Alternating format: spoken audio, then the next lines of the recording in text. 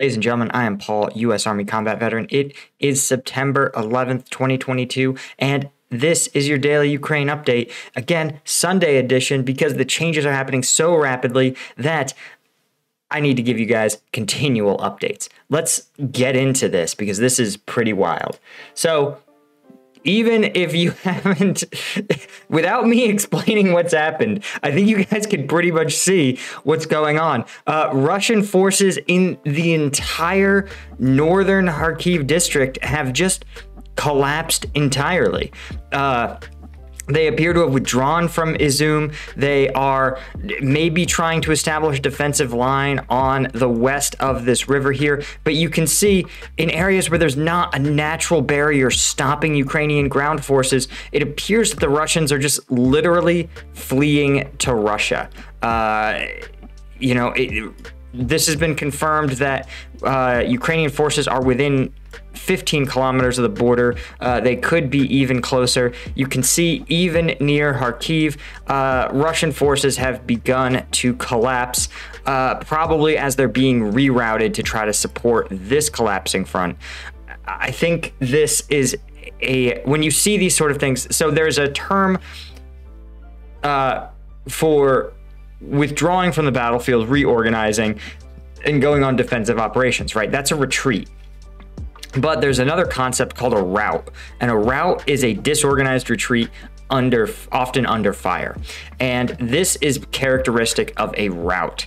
And what this means is that these units have lost their command and control. No one is giving them orders. They do not believe that their orders are going to produce any success, right? They believe their orders are I can't think of the type of the S-side missions.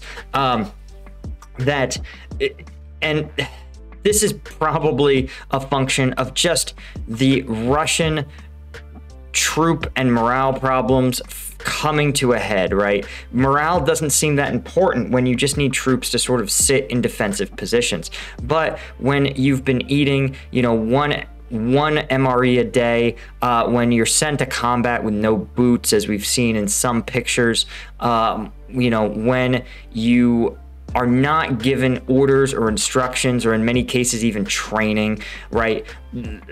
Those sort of troops, they can do things like occupy a position, defend a rear area, something like that. But troops with that incredibly low morale, troops who were coerced, right, into fighting, conscripts, convicts, that sort of person, when the chips are down and you got to dig in and push back a serious committed enemy, you're just not going to be able to.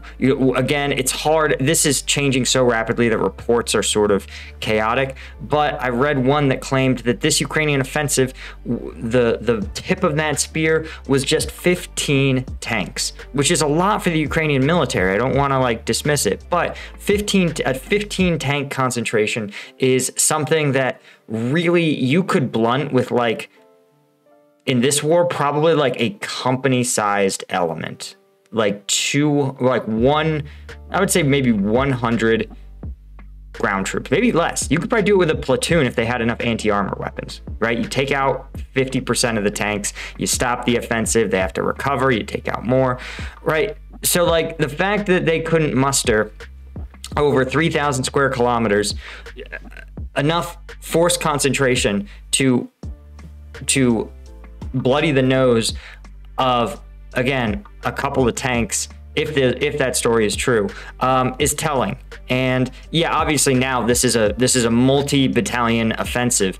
But again, I think the story here, as much as it is Ukrainians really engaging in a pretty bold attack, the story is the Russian morale, the incredible price, not just and this is a story of condition setting, I think.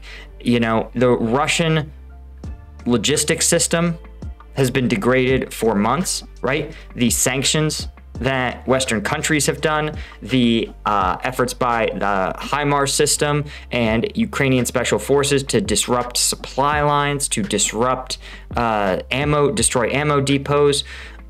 the Russian military itself, right, has they've had logistics issues since day one due to corruption, and all of it seems like they seem like they don't have an impact until the chips are down and you realize that all those months you spent setting conditions and degrading morale and degrading logistics finally put you in a position where you see stuff like this.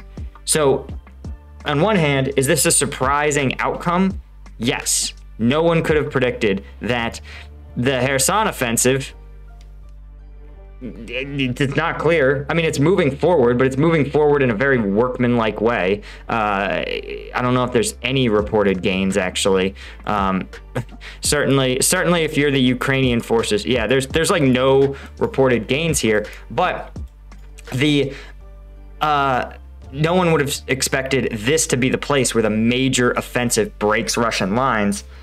However, we should not be surprised that when things got hard, when you really needed troops to fall back on their training, to push back a major high-stakes offensive, that these Russian troops really did kind of collapse. And I'm saying Russian, they could be DNR or LNR. But yeah, this is just wild stuff, just truly wild stuff. 3,000 square kilometers. I think that's the entire territory of Rhode Island. I mean, you can see, again, the major Russian gains sort of outlined here, and this is several times that area. So, and when you look at the reports of pro-Russian bloggers, pro-Russian media, this has been such an unexpected collapse that it appears that the Kremlin itself isn't able to engage in a strong information operation. So let's see if we can find some examples of, yeah, they said they announced a withdrawal of troops, framing this retreat as a regrouping of forces to support Russian efforts in Donetsk. But they didn't say that this withdrawal was a function of Ukrainian forces in Kharkiv. They just thought it was something they were going to do anyway. That's the Russian, of course, Ministry of Defense. And they also said that they used aviation and artillery to ensure safe withdrawal of ground forces. But it's obviously not, there's no reports of that happening at all. They don't seem to be able to get their artillery back in play in time. But what's interesting, Kremlin-sponsored TV talking heads have a whole bunch of different explanations, saying that Russian forces are actually fighting all of NATO, the entire Western Bloc. Is saying that it isn't actually that important, that Kupiansk was never that meaningful. Some confirm the liberation of certain towns, and others say that's not true. Some guest experts aren't even able to reaffirm host narratives that the Ukrainian successes are not significant. So these are all people who are who are actually paid Russian shills, right? They come on Russian state TV, they receive an appearance fee. Obviously, you don't go on state TV and then dunk on the government, but they try to but even they aren't really sure what narrative to strike with this event. And that says that this is so unexpected that Russia doesn't even have a page in their playbook to deal with this information issue. Right, Russian mill bloggers, of course, dunking on the MOD, the Russian MOD, for their silence, and just again, really shocking to see. Russia's information warfare is usually top notch. So to see them flounder like this, to see them not be able to get even a cohesive narrative and explanation, is really, really shocking. Anyway, guys, I say that's all I had. Like this isn't like game-changing news. That's it for today. I will see you guys on Monday.